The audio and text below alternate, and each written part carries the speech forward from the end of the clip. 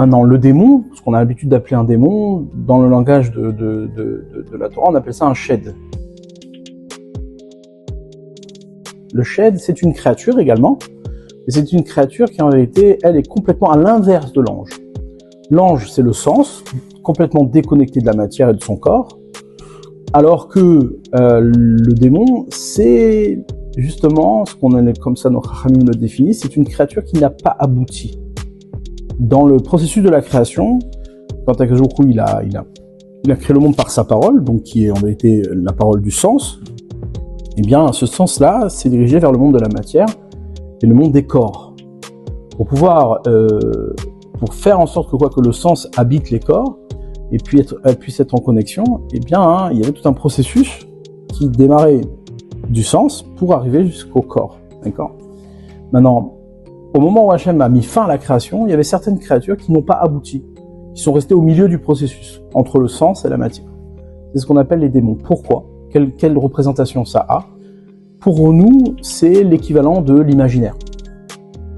Alors l'imaginaire, c'est pas tel qu'on le définit aujourd'hui. Ce serait de dire voilà, l'imaginaire c'est quelque chose qui n'existe pas par définition. Mais là, au contraire, l'imaginaire, c'est tout ce que je peux imaginer justement. Donc forcément, si je l'imagine, c'est que ça existe. Pas dans le sens d'exister matériellement, mais ça existe dans ma tête. Si ça existe dans ma tête, c'est-à-dire que je peux l'utiliser et m'en servir pour, on va dire, composer le sens de ma vie. D'accord ?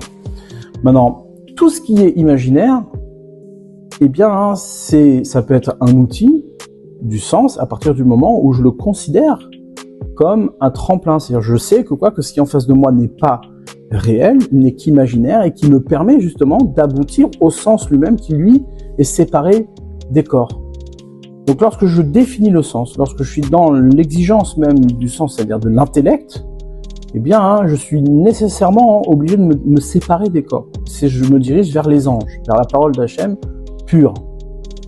Si au contraire, eh bien, je donne consistance à mon imaginaire, je donne consistance au corps comme, on va dire, objet définitif du sens, alors là, je me retourne vers ce qu'on appelle les démons, les shedim.